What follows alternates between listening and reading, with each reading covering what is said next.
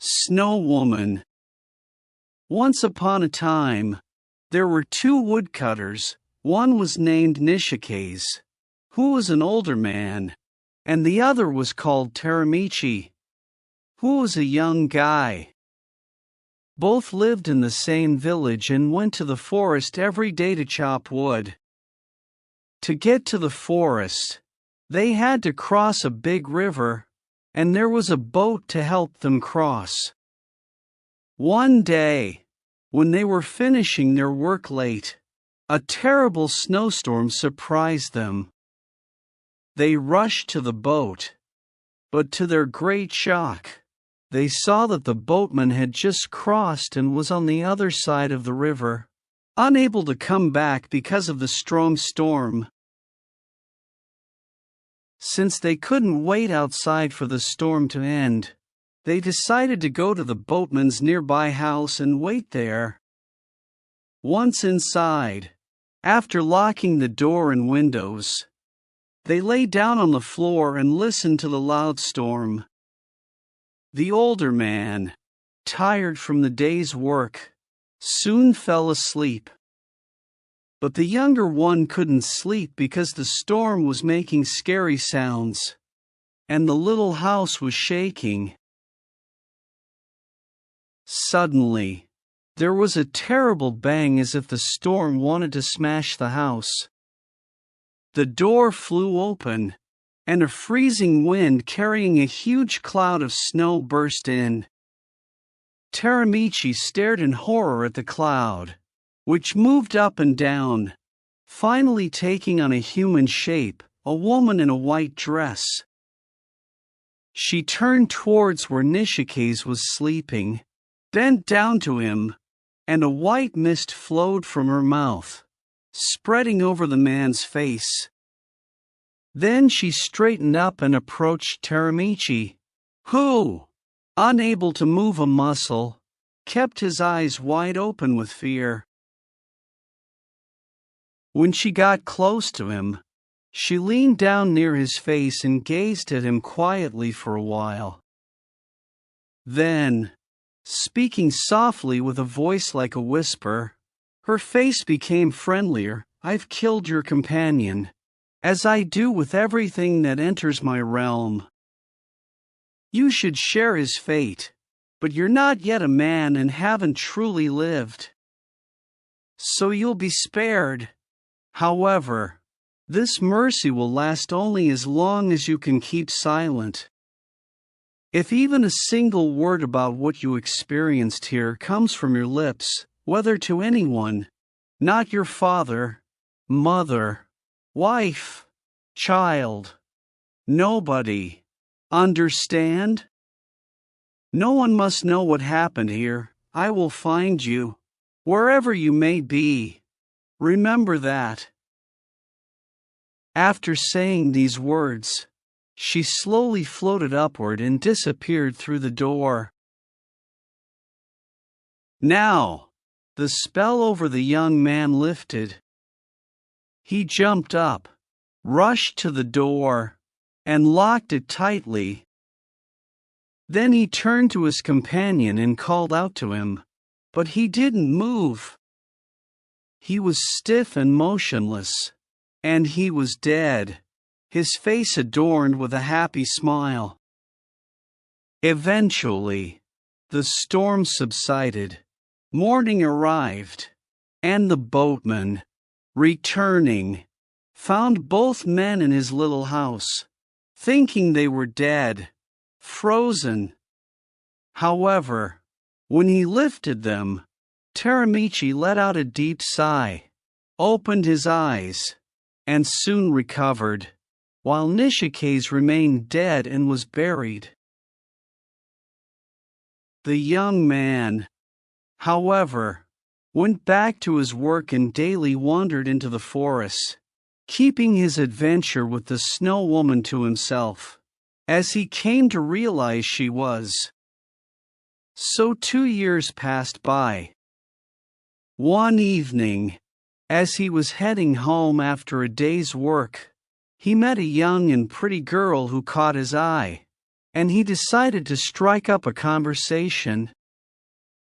The girl told him that she was an orphan and planned to travel to distant relatives' homes, hoping they would take her in.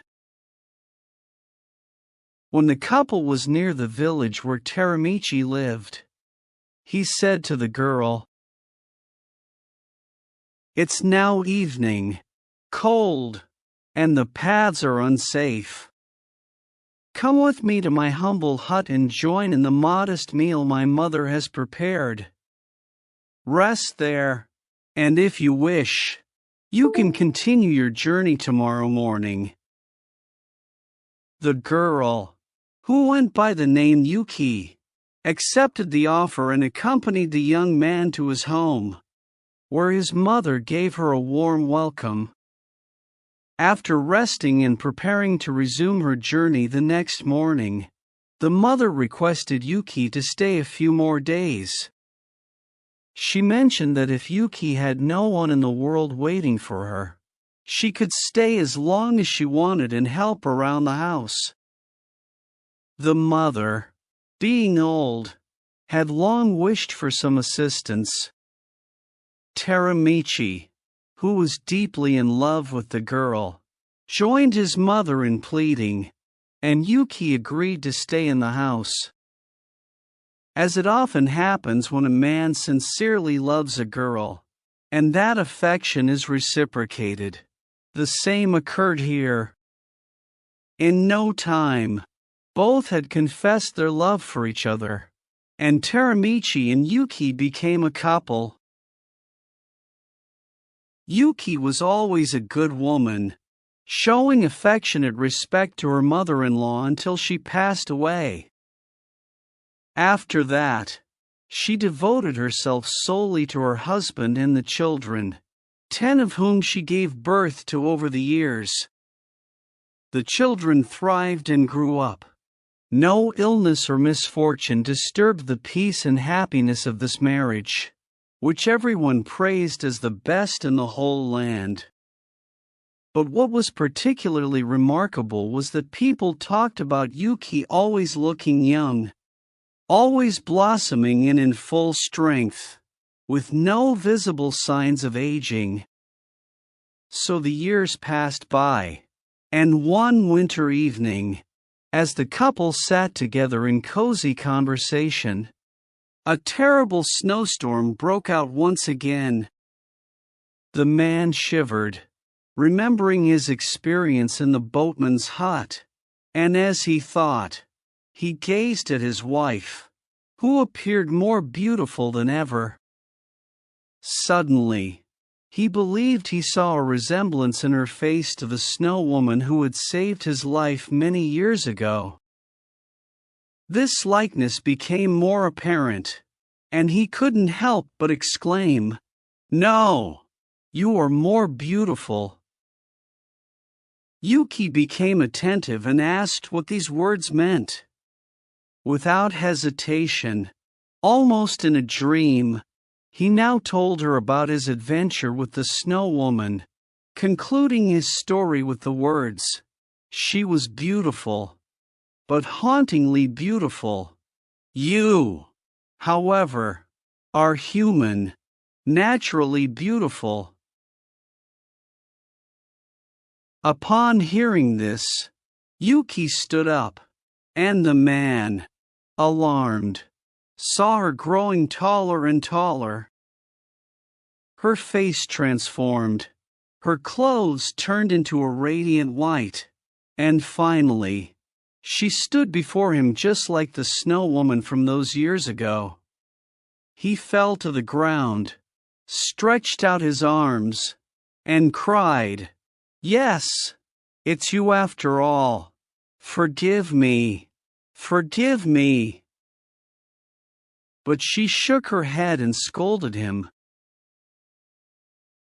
"Yes, it's me. Couldn't you keep your mouth shut after all this time of silence? I could kill you now. A breath from my mouth would freeze your limbs. That would be the just punishment for not only destroying your own happiness but mine as well. Because look, Here, her voice took on a gentle tone. When I saw you back then in that hut, a blooming handsome young man so helpless before me, I felt sorry for you, but not just sorry. I felt the desire in me to experience human happiness for once, instead of always destroying. Yes, I loved you and approached you in human form, enjoying years of untroubled happiness by your side. Now, you've ruined it yourself, and I must return to my cold realm. And you? I think of the happiness I enjoyed and the poor children resting there, whom I don't want to rob of their father as well as their mother. May you live then. Be a good father to the children and try to atone for your present wrongdoing through that. With that, she pressed a kiss on his forehead, which, although ice-cold, burned like fire. The door flew open. A swirling snowstorm swept through the house, and Yuki-Onna was carried away, leaving the man alone. From that day on, he, who was always cheerful and in good spirits, became serious, and no happy words came from his lips anymore. He dedicated his life to his children, raising them into capable and honest individuals. And after many years, when another snowstorm roared through, it took the man's soul and led it to his Yuki-Onna,